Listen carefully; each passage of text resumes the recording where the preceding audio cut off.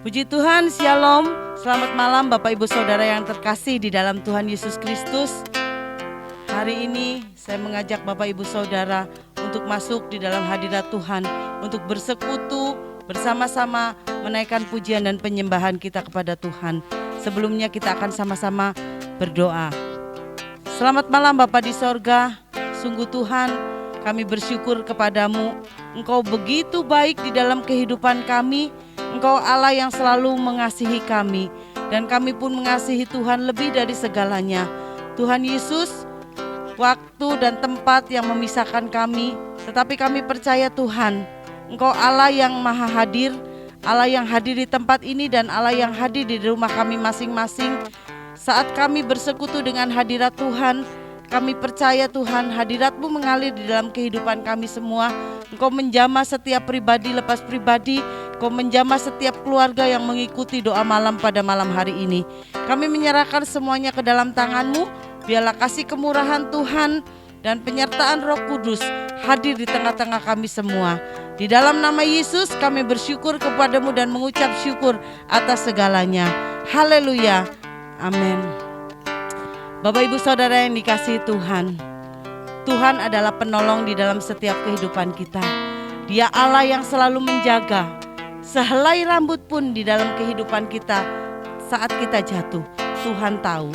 Tuhan semuanya memberikan yang terbaik untuk kita semua. Mari kita naikkan satu pujian dengan segenap hati kita kepada Tuhan. Amin Tuhan, terima kasih. Haleluya. Oh haleluya. Amin Tuhan. Musim akan selalu berganti, kasih Tuhan tetap abadi, tak akan berubah sampai selamanya. Ku tetap percaya, ku yakin Tuhan memberkati, ku yakin Tuhan melindungi.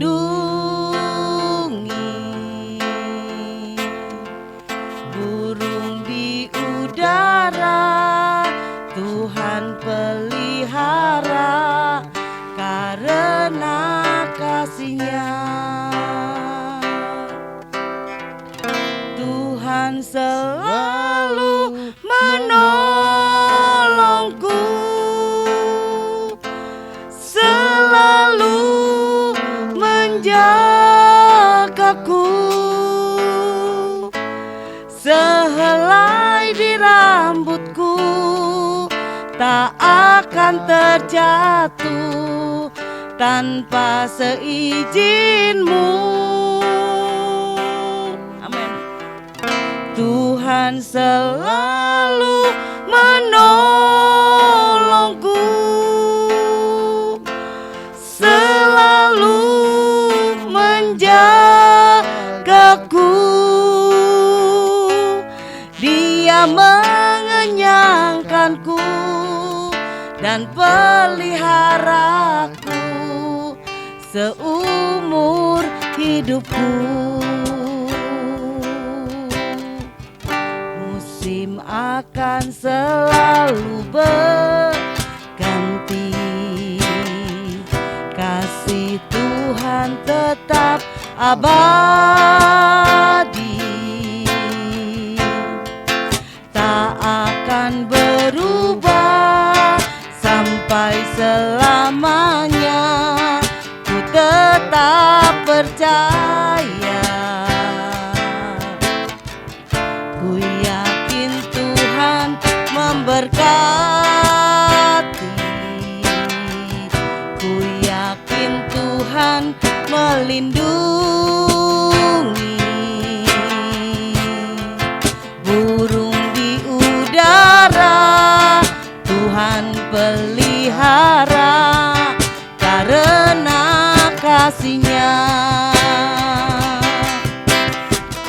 Tuhan selalu menolong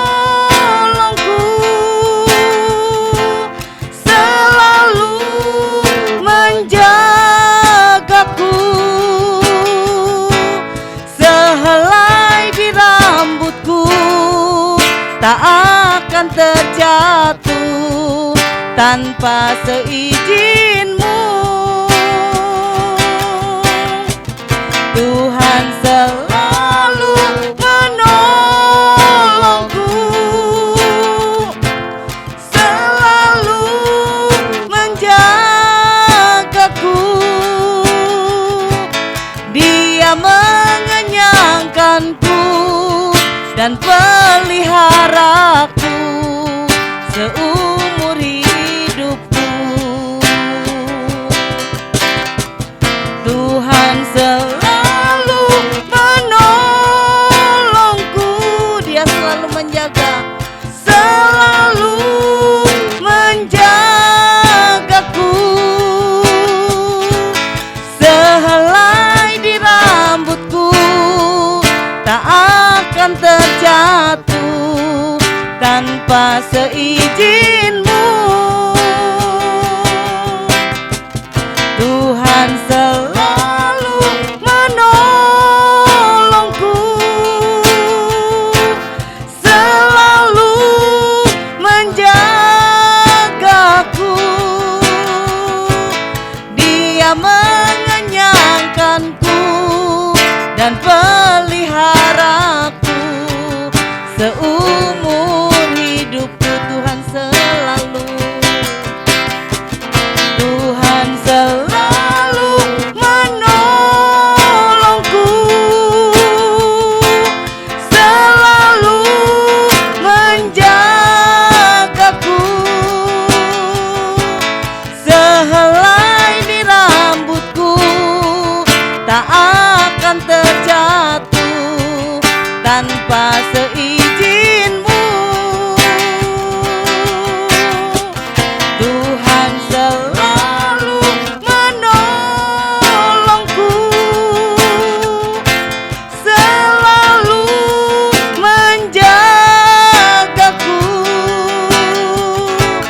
Dia mengenyangkanku dan peliharaku seumur hidupku. Dia mengenyang, Dia mengenyangkanku dan peliharaku seumur hidupku. Dia mengenyangkanku, Dia mengenyangkanku dan peliharaku seumur hidupku. Oh, Engkau Tuhan, kasih setiamu kekal. Haleluya. Engkau Tuhan yang menolong, yang menjagaku. Oh, terima kasih. Haleluya, haleluya. Glory, glory, glory. Haleluya. Terima kasih Yesus Tuhan. Haleluya, haleluya. Glory bagimu Tuhan.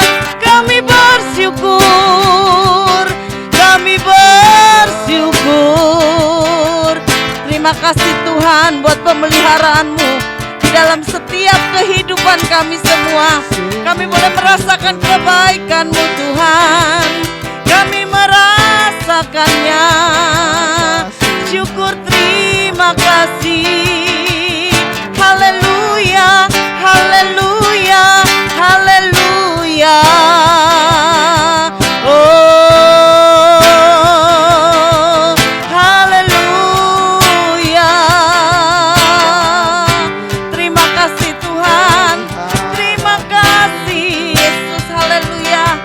Terima kasih Yesus. Terima kasih Tuhan Yesus. Allah yang benar-benar mengasihi kami. Kasih-Mu Tuhan selalu baru dalam setiap kehidupan kami. Pertolongan-Mu tidak pernah terlambat di dalam menolong kami semua Tuhan. Pertolongan-Mu yang ajaib dan penjagaan-Mu yang sangat luar biasa di dalam kehidupan kami boleh kami rasakan. Oleh itu Tuhan, oleh karena itu kami sangat bersyukur. Kami sangat bersyukur dan bersyukur kepada Tuhan. Sebab Engkau Allah yang tahu, Allah yang peduli, Allah yang mengerti yang terbaik di dalam setiap kehidupan kami semua Tuhan. Haleluya. Glory bagi-Mu Tuhan.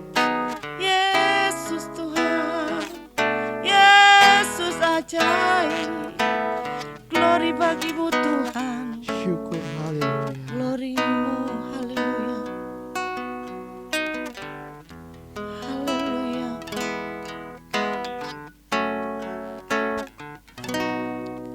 Tak pernah tinggalkan perbuatan tangan-Mu, Yesus, Kaulah penciptaku. Sehelai rambutku jatuh Engkau pun tahu, Yesus, Kau pedulikanku. Yesus, Kau perhatikanku. Takkan pernah terlambat pertolongan-Mu. Amin. Tuhan, terima kasih. Takkan pernah terlelap Kau menjagaku. Kaulah segalanya yang ku perlu di setiap jalanku. Sebab Engkau Allah yang tahu yang terbaik di dalam hidupku. Amin Tuhan. Tak pernah tinggalkan perbuatan tangan-Mu, Yesus, Kaulah penciptaku. Sehelai rambutku jatuh Engkau pun tahu, Yesus, Kau pedulikanku. Yesus, Kau perhatikanku. Takkan pernah terlambat pertolongan-Mu. Takkan pernah terlelap Kau menjagaku. Kaulah segalanya yang ku perlu di setiap jalanku. Sebab Engkau Allah yang tahu yang terbaik di dalam hidupku. Takkan pernah terlambat pertolongan-Mu. Takkan pernah terlelap Kau menjagaku. Kaulah segalanya yang ku perlu di setiap jalanku. Sebab Engkau Allah yang tahu yang terbaik di dalam hidupku. Takkan pernah terlambat pertolongan-Mu. Takkan pernah terlelap Kau menjagaku. Kaulah segalanya yang ku perlu di setiap jalanku. Sebab Engkau Allah yang tahu yang terbaik di dalam hidupku. Sebab Engkau Allah yang tahu yang terbaik. Sebab Engkau Allah yang tahu yang terbaik. Sebab yang terbaik di dalam hidupku. Engkau tahu yang terbaik, Engkau mengerti. Haleluya. Terima kasih Tuhan, terima kasih buat pemeliharaanmu dalam hidupku, buat kasih setiamu dalam hidupku. Haleluya, haleluya, haleluya. Oh, syukur, terima kasih. Haleluya, haleluya, haleluya. Syukur Tuhan, haleluya. Glory bagi Tuhan, haleluya, haleluya, haleluya.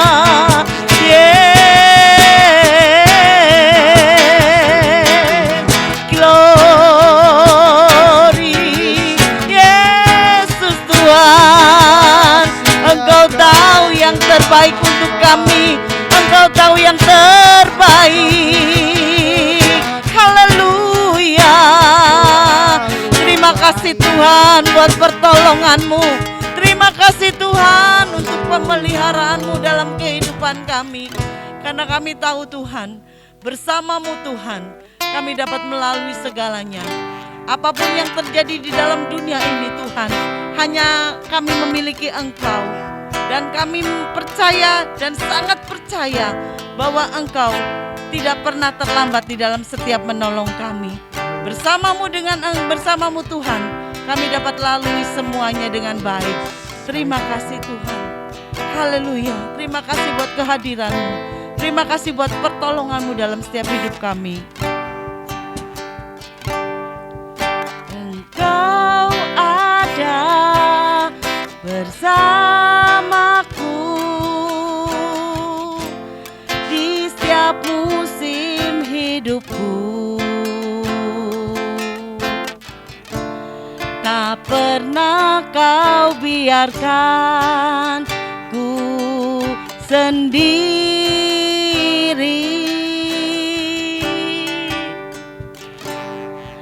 Kekuatan di jiwaku adalah bersama-Mu. Tak pernah ku ragukan kasih-Mu.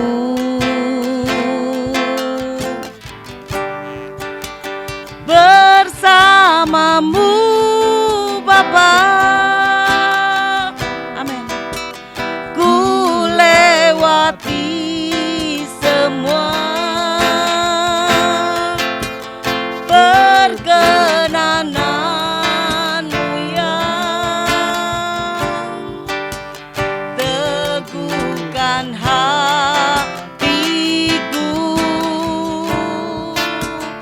Engkau yang bertindak, memberi pertolongan.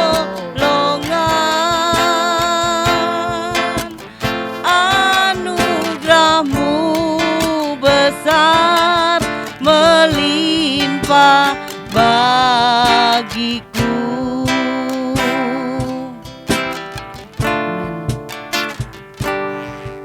Engkau ada bersamaku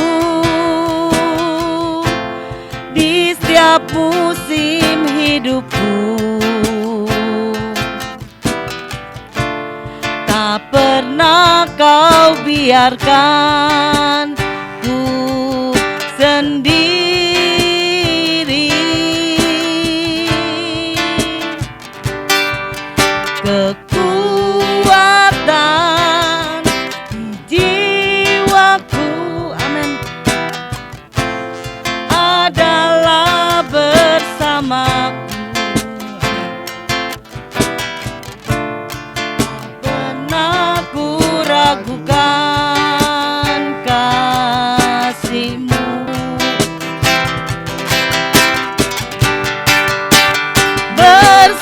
bersamamu Bapa. Ku lewati semua perkenananmu yang teguhkan hatiku. Engkau yang bertindak memberi pertolongan.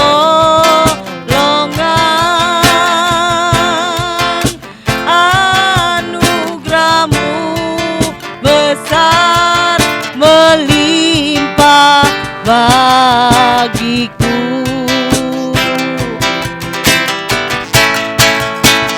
Bersamamu Bapa, ku lewati semua perkenananmu yang teguhkan hatiku. Engkau yang bertindak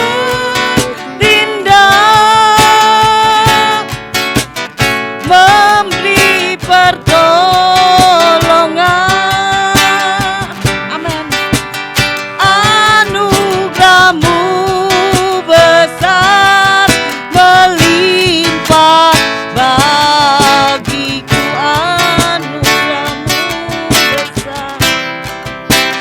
Anugerahmu besar melimpah bagiku.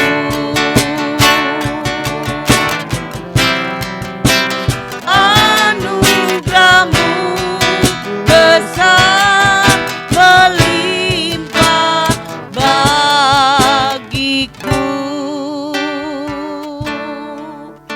Haleluya. Terima kasih Tuhan. Terima kasih. Anugerah-Mu besar melimpah atas kami semua Tuhan. Karena bersama dengan Engkau kami bisa melalui segalanya. Karena kami tahu Tuhan, pertolongan Tuhan tidak pernah terlambat di dalam setiap kehidupan kami. Saat ini Tuhan, setiap kami semua yang mengikuti ibadah doa malam, kami percaya Tuhan, kami boleh dikuatkan. Yang sakit kami boleh disembuhkan. Yang di dalam masalah berat, Engkau memberikan kekuatan dan kelegaan di dalam kehidupan kami. Bahkan Engkau membuka jalan di dalam setiap kehidupan kami semua. Karena kami tahu Tuhan, Engkau yang bertindak atas hidup kami. Engkau tahu yang terbaik di dalam setiap kehidupan kami semua. Terima kasih Tuhan Yesus. Sebentar kami juga akan mendengarkan kebenaran firman-Mu. Kami mau terus belajar, untuk belajar dan mengerti akan setiap kebenaran firman Tuhan. Sehingga Tuhan, setiap firman-Mu yang disampaikan oleh hamba-Nya boleh benar-benar mendorong kami untuk kami tetap setia dan bisa melakukan firman Tuhan dengan baik. Bapa di sorga, urapi hamba-Mu yang sudah Engkau persiapkan untuk menjadi penyalur berkat bagi kami semua. Kami menyerahkan pemberitaan firman-Mu Tuhan, di dalam nama Yesus, Tuhan dan Juru Selamat kami berdoa dan mengucap syukur kepadamu Tuhan. Haleluya. Amin. Shalom. Kita bertemu kembali dalam acara Bible Class kita. Kita kembali setelah 2 kali kita belajar tentang Bible Class spesial. Nah, hari ini kita kembali lagi kepada kitab Ulangan, seri yang ke-47. Ya, sambil mengingat kembali kitab Ulangan, bangsa ini telah dipilih oleh Tuhan, itu kitab Kejadian, ya, kata kuncinya pilihan, dan ditebus dari Mesir dengan kemah tabernakal yang lengkap, itu kitab Keluaran. Dan kitab Imamat diinstruksikan dalam waktu 1 bulan untuk hidup dalam kesucian. Dan kitab yang sebelumnya, kitab Bilangan, mereka dipersiapkan untuk memiliki tanah perjanjian setelah melewati 40 tahun di padang gurun.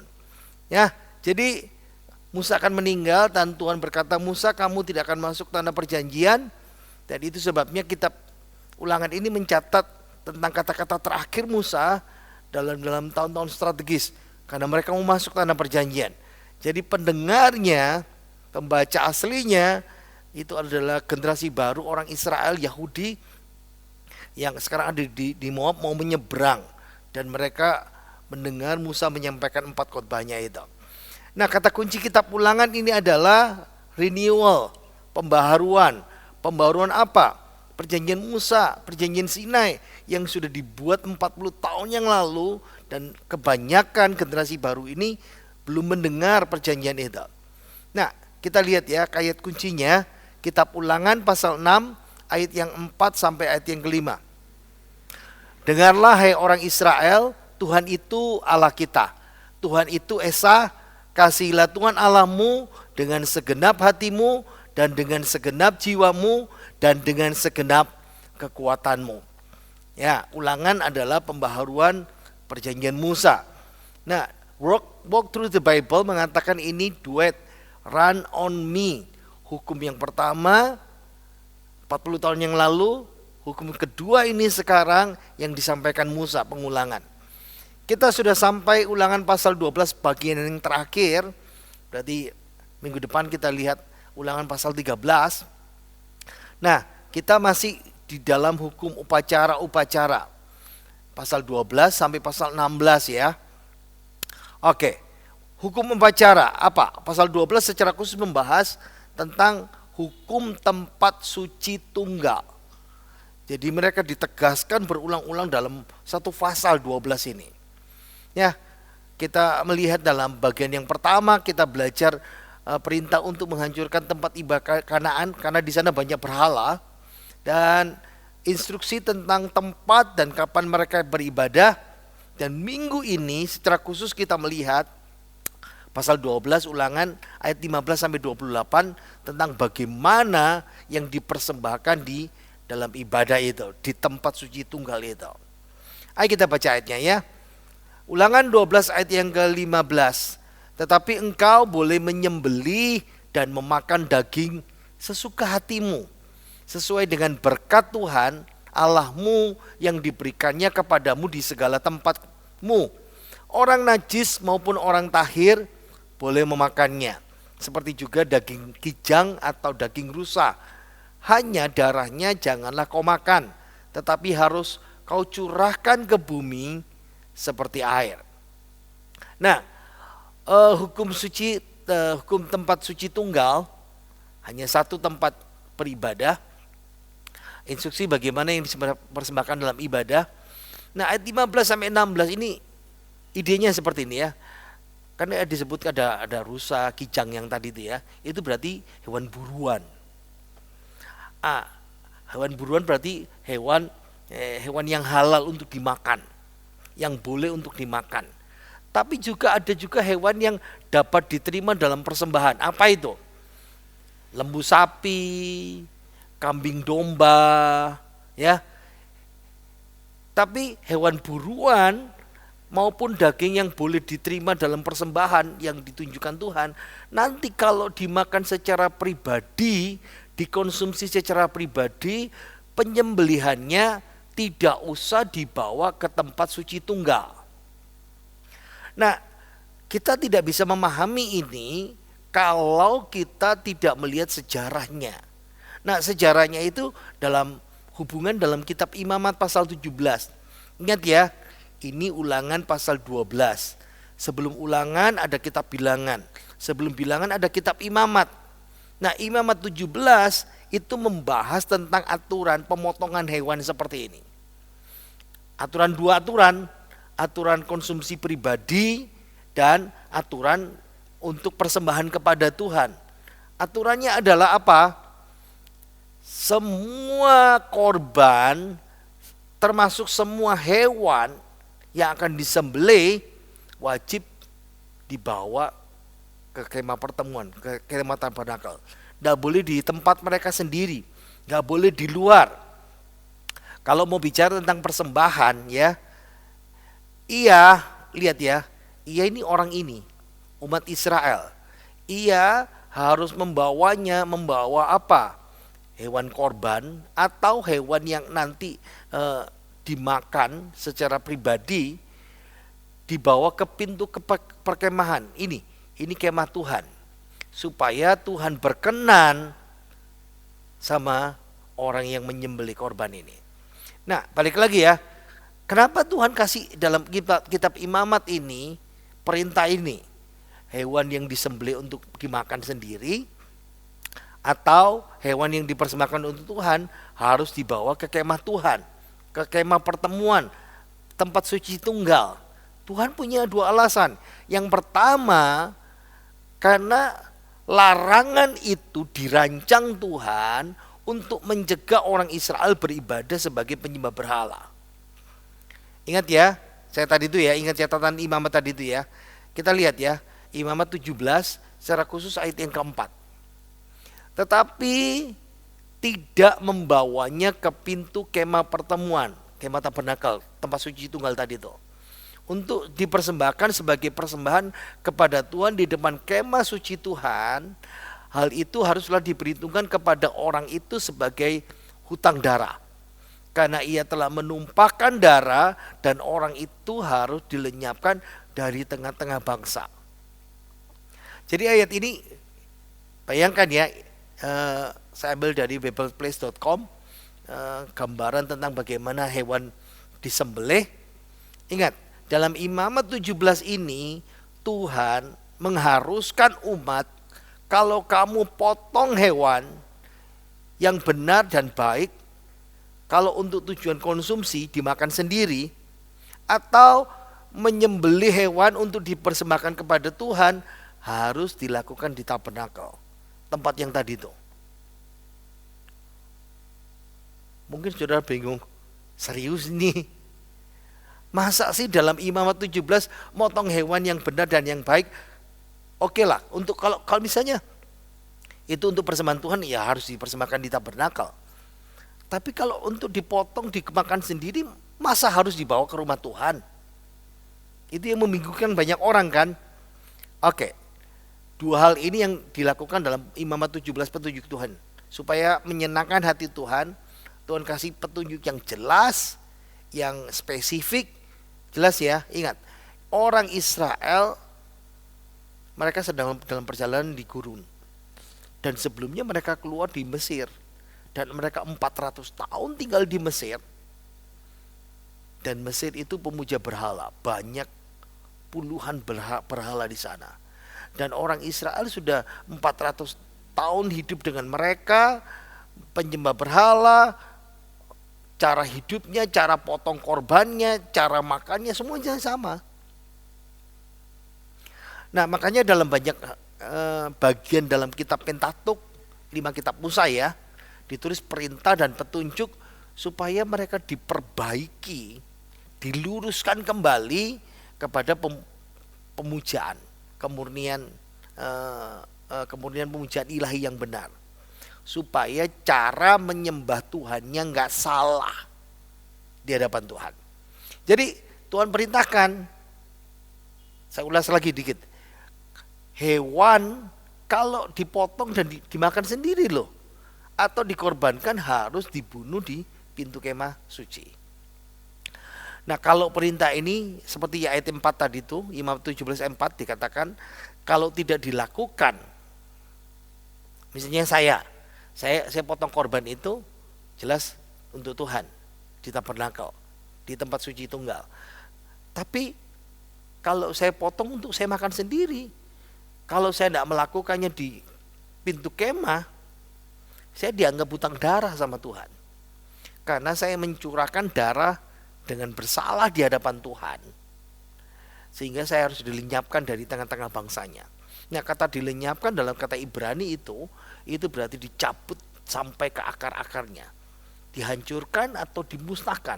Nah, ini berarti saya harus diusir dari umat Tuhan. Atau saya harus dihukum mati. Pelan-pelan ya.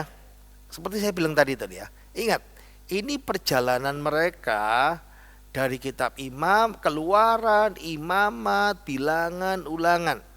Ingat ya, ini kitab Keluaran. Ini kitab Keluaran ya, mulai dari tanah Goshen, keluar, nyebrang, lalu di sini kitab Imamat 1 bulan. ditulis. Lalu kitab Bilangan dan sekarang kitab Ulangan ada di sini. Ini 40 tahun. Dan ingat, perintah imamat 17 ini bukan yang di Ulangan ya, 12. Imamat 17 ini waktu mereka perjalanan di gurun 40 tahun yang seperti saya gambarkan di sini. Jadi selama 40 tahun, saya ambil dari kitab Bilangan ya, Bilangan pasal 2 supaya kita bisa paham.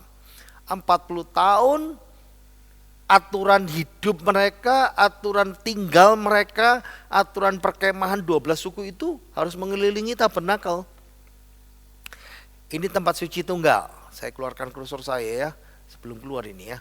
Nah, ini tempat suci tunggal. Nah, ini tempat suci tunggal. Dan suku Naftali, Asyer, dan harus di utara. Yang di timur Yehuda, Isakar, Sebulon. Yang di selatan Ruben, Simeon, dan Gad. Yang di barat Benyamin, Manasye, dan Efraim. Jadi lihat ya, perkemahan mereka, kata Bilangan, ini rumah Tuhan, tempat suci tunggal, tabernakel. Ini Bilangan pasal 2 bicara populasinya, tempatnya nggak berubah. Kalau diterapkan buat kita, ini formasi salib. Wow. Kata kita Bilangan ya. Baru kita paham perintah Tuhan dalam Imamat 17. Karena mereka tinggal di timur, utara, selatan, dan sekeliling tempat suci tunggal, tabernakel. Makanya disuruh Tuhan. Kenapa? Supaya membuang gaya hidup lama mereka, penyembahan berhala itu. 40 tahun diajar seperti itu terus. Nah, kenapa? Karena penyembahan berhala itu dosa yang berkali-kali timbul dalam sejarah umat Allah. Ingat ya, bahkan sebelum mereka masuk ke tanah Mesir, Yakub yang akan jadi Israel, ketika mau sampai di Betel, Yakub memerintahkan semua dewa-dewa yang harus dibuang. Dan Rahel istri kesayangannya masih menyimpan terafim itu, patung terafim itu patung rumahan ya, patung kecil itu. Ingat, ini kejadian persis waktu mereka di Sinai. Pertama kalinya satu bangsa menyembah berhala, patung anak lembu emas. Mereka terbiasa, padahal ini sudah lewat 2 bulan 3 bulan mereka keluar dari Mesir. Dan Bilangan pasal 25, masih Bilangan loh pasal 25. Berarti sebelum kitab Ulangan.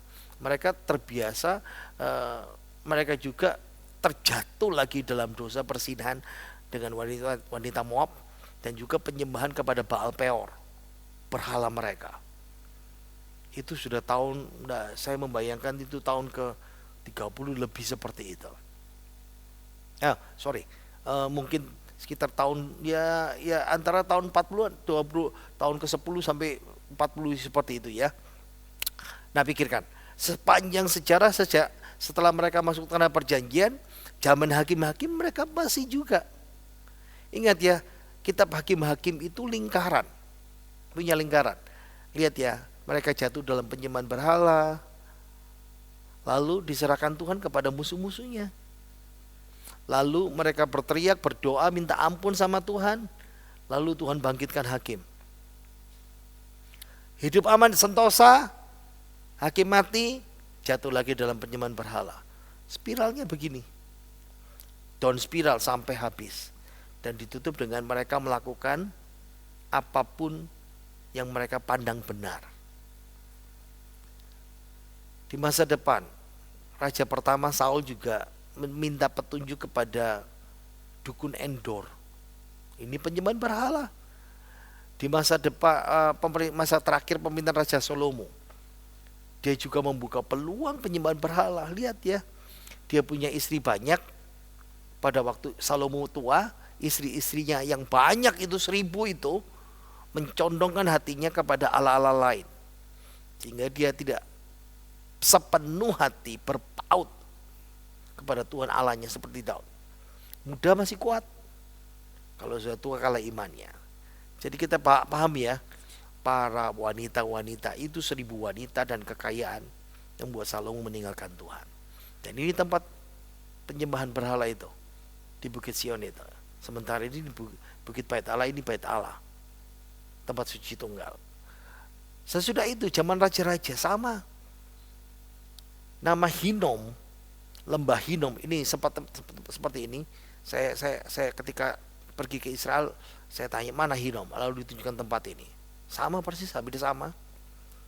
Belum ada orang mau tinggal di sana. Ini tempat yang paling banyak dipakai untuk penyembahan berhala. Dewa Moloch. Anak, lihat ya. Jadi ini imam palsu ya, mempersembahkan bayi. Ini mungkin orang tuanya, dan bayi itu ditaruh ke dalam tangan. Ya, ini ada api di sini. Ini ada api di sini, dan anak itu dimasukkan ke dalam perut ini, terbakar. Ini penyembahan berhala. Makanya istilah lembah Hinom ini akhirnya menjadi tempat pembakaran sampah dan akhirnya menjadi istilah neraka. Jadi dalam sejarah kerajaan terpecah, utara Israel paling banyak dan selatan juga jatuh. Makanya sesudah pembuangan di Babel, hukumannya mereka tidak lagi menyembah berhala. Makanya hukuman Tuhan itu efektif untuk membuat mereka bertobat. Nah, ini penerapan untuk kita ya. Ayo kita baca Ibrani pasal 12 ayat 11. Ini penerapan untuk kita, versi mudah dibaca. Kita tidak senang terhadap hukuman Tuhan ya, apabila kita mendapatkannya. Hukuman itu menyakitkan betul. Tetapi kemudian setelah kita mempelajari hukuman itu, kita menerima damai sejahtera karena kita mulai hidup dengan benar. Oke, balik lagi. Jadi kenapa Tuhan ajarkan kalau potong hewan dan potong daging hewan untuk konsumsi pribadi harus di kemah suci, waktu di tabernakel, waktu 40 tahun.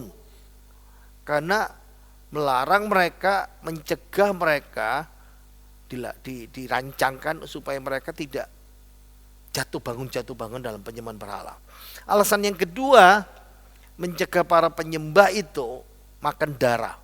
Jadi darahnya harus dicurahkan, imam lihat, baru boleh dibawa dagingnya. Makanya kita balik lagi, itu kan Imamat 17. Kita balik lagi pembahasan kita ya. Ulangan 12 ayat 15 ayat 16. Tetapi engkau boleh menyembelih dan memakan daging sesuka hatimu, yang untuk konsumsi pribadi tadi itu.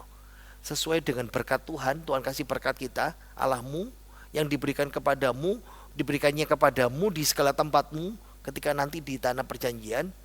Orang najis, orang tahir boleh memakannya, seperti daging buruan, kijang dan rusa. Makanya tegas 16 ini. Ini hubungannya dengan tadi mencegah makan darah. 16, hanya darahnya jangan kau makan. Harus dicurahkan ke bumi seperti air. Itu prinsipnya di sini. Alasan yang kedua. Jadi ditegaskan dalam ulangan ini, larangan makan darah itu pertama kali dalam Kejadian pasal 9.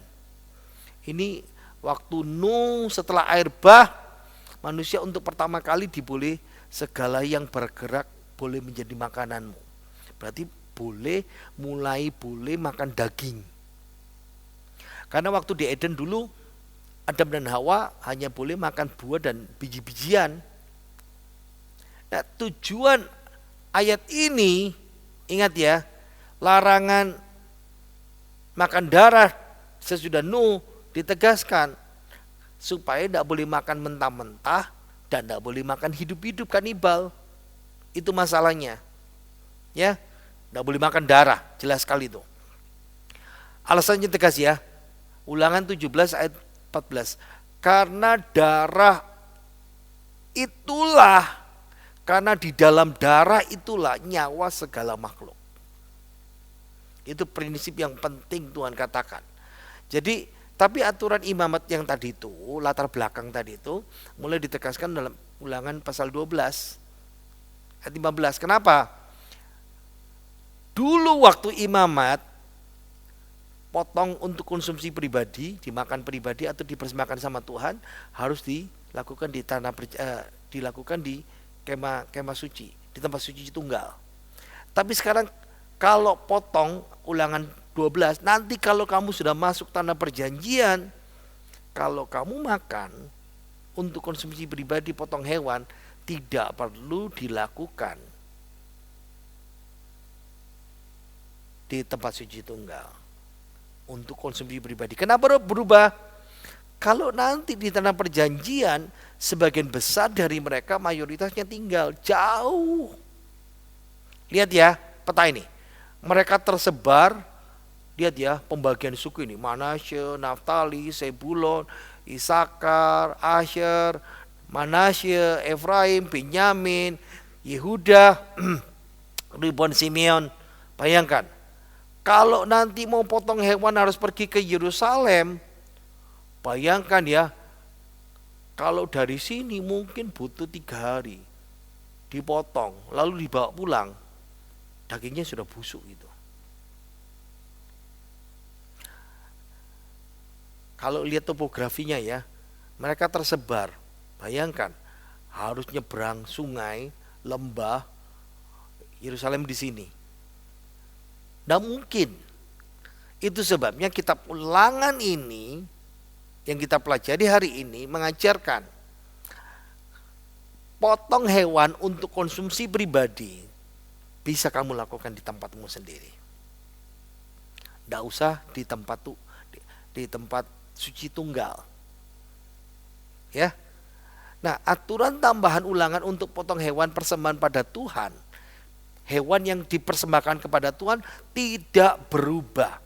Harus di tempat suci tunggal walaupun mereka tinggal jauh. Balik lagi. Jadi potong hewan untuk persembahan di rumah Tuhan harus dilakukan di tempat suci tunggal. Walaupun mereka tinggal di sini, Bashan, ya, lah mungkin sampai 3 hari, 2 hari, 3 hari. Kalau jalan pelan mungkin 1 minggu sampai di sini. Apalagi yang di sini menyeberang. Semua persembahan harus dibawa ke tempat suci tunggal, dipotong di sana. Tidak boleh di tempat lain. Makanya tegas ayat selanjutnya.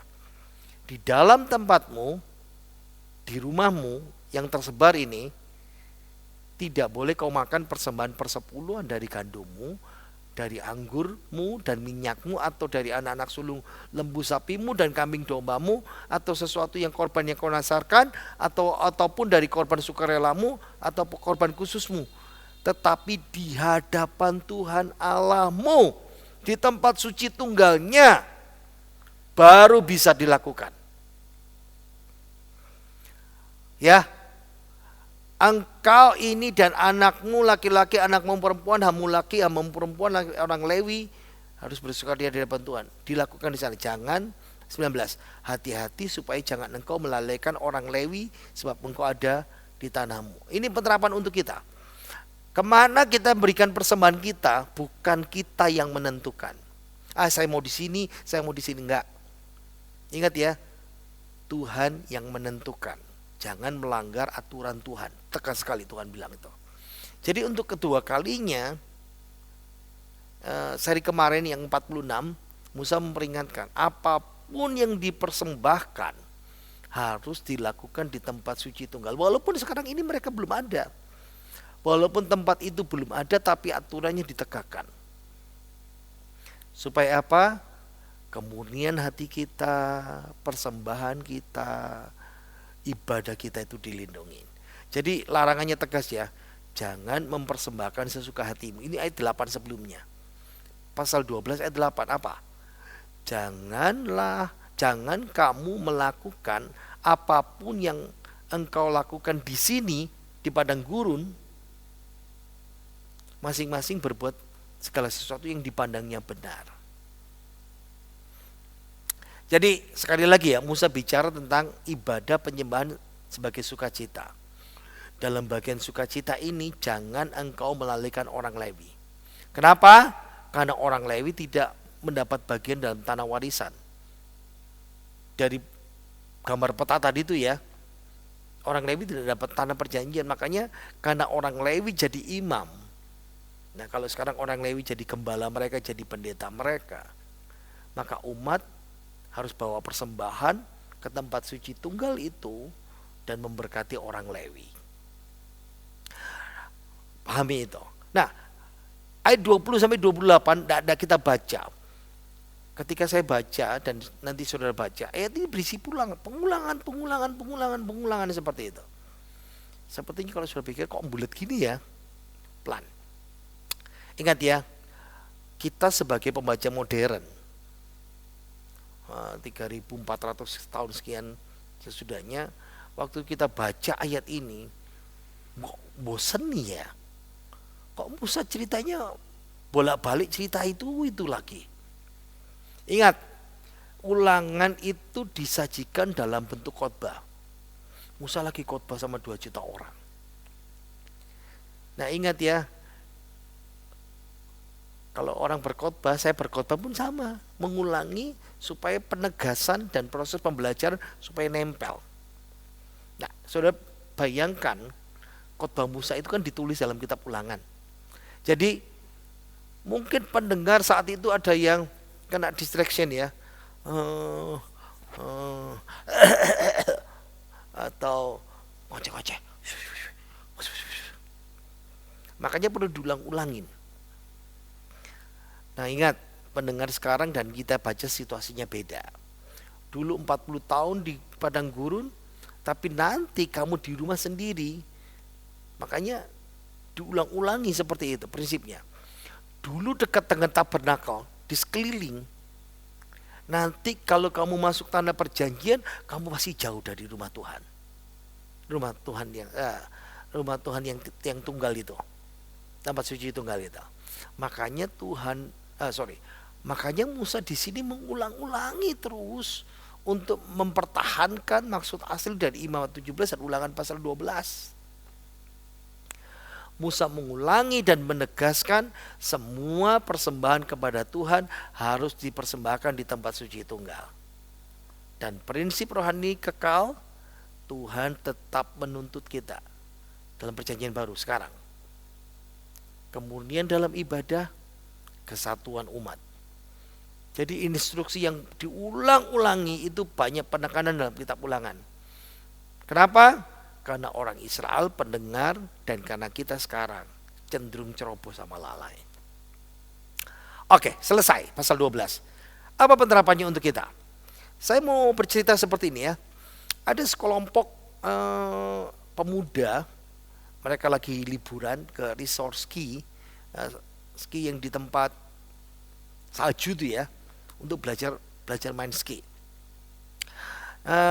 Karena cukup ramai, sekelompok pemuda ini dia tunggu gurunya, instruktornya yang ngajarin.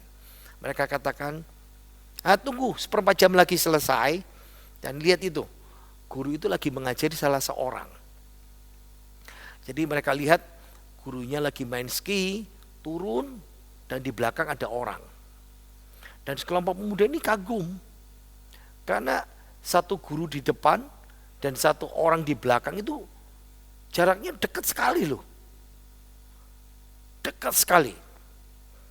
Jadi seolah-olah kan 1 meter, 1,5 meter, kok aneh seperti itu ya. Mereka lihat, mereka kagum. Kok seperti itu ya. Tambah lama tambah turun, satu guru dan satu murid itu, gurunya mulai ngomong dan mereka mulai dengar. Karena gurunya mulai teriak, kiri, kanan, lurus, kanan, kiri. Satu pemuda yang nunggu guru itu, kelompok ini, lihat jam mulai bosan. Lalu dia mulai iseng, mau ngelawak, mau ngelucu. Dia kepingin teman-temannya ketawa juga. Jadi sementara guru itu masih kurang 10 menit lagi, gurunya berkata, lurus. Dan dia ngelucu, mau ngelawak supaya teman-temannya ketawa. Dia tiru suara instruktur itu, guru itu yang berikan pelajaran. Jadi waktu guru itu berkata, kiri, langsung ditimpali sama yang lucu ini. Kanan, kanan. Supaya muridnya di belakang itu bingung. Dia tiru suaranya, nadanya mirip. Dia pikir ini lucu kan? Biar sekalian bingung. Jadi apapun yang instruktur itu mulai katakan, ketika guru itu berkata kanan, kanan, dia langsung berteriak kiri, kiri. Temannya ketawa, wah tambah semangat dia. Dan ketika gurunya berkata lurus, lurus, dia berkata belok, belok. Hampir 10 menit. Annoying ya, mengganggu sekali itu. Sampai selesai dan kedua instruktur dan murid itu datang. Pemain ski yang di belakang murid itu mulai datang sama mereka. Nah, pemuda yang sombong ini, dia bilang, kalau kamu macam-macam, kalau dia marah saya hajar. Kalau dia ngajak ribut saya ladenin. Yang membuat pemuda itu malu, yang melecehkan tadi itu. Semakin dekat murid itu, ternyata di dada pemain ski itu ada tulisan blind skier, pemain ski buta. Pemain ski buta. Baru dia sadar apa yang dia ucapkan. Walaupun dia memikirkan ini saya bercanda. Kalau anak ini terganggu, dia celaka. Karena ini murid buta, tidak bisa melihat. Dia hanya mendengar suara instruktur yang di depan. Tapi pemain ski buta ini dia bisa belajar. Dia bisa mengabaikan suara orang lain. Suara yang menggoda, menyiksa. Dia aman turun menyusuri lereng itu. Pelajaran apa yang kita pelajari hari ini? Kadang kita bosan dengan pelajaran Alkitab. Kok kayaknya ngulang-ngulangin ya. Memang namanya kitab ulangan ya. Tapi ingat Allah itu maha tahu. Makanya dia suruh Musa menuntun. Sama seperti kita. Kita ini pemuda yang keras kepala tadi itu. Tapi kita ini juga pemuda yang buta tadi itu. Yang harus dituntun. Yang harus mengalami banyak pengulangan-pengulangan. Karena saudara dan saya cenderung ceroboh dan lalai. Semau diri kita sendiri. Pengulangan itu akan membuat kita nempel dalam pikiran kita. Hafal. Dan mengingat, mudah mengingat. Perintah Tuhan itu. Mari kita berdoa. Kami bersyukur Tuhan, hari ini kami boleh belajar kebenaran firman-Mu. Hari ini kasih-Mu, kemurahan-Mu boleh menolong kami kembali belajar. Biarlah kebenaran firman-Mu boleh tertempel, nempel, kami pahami, dan kami juga mau lakukan dalam kehidupan kami. Berkati anak-anak-Mu yang sudah belajar, berkati hamba-Mu yang sudah melayani, berkati kami semua yang boleh beribadah, dan kiranya berkat Tuhan boleh mengalir. Mari kita buka tangan kita. Kiranya rahmat sejahtera dari Allah Bapa kita dan kasih sayang daripada Tuhan Yesus Kristus dan persekutuan Roh Kudus boleh memberkati hidup saudara dan saya mulai hari ini sampai selama-lamanya. Berkatilah hidup kita, kesehatan kita, pekerjaan kita, anak cucu kita, rumah tangga kita, kebutuhan kita, dan diberkati kesehatan kita oleh Tuhan. Berkat jasmani rohani dalam nama Tuhan Yesus. Dan kita semua yang percaya berkata amin. Tuhan Yesus memberkati kita semuanya. Jangan lupa memberikan persembahan.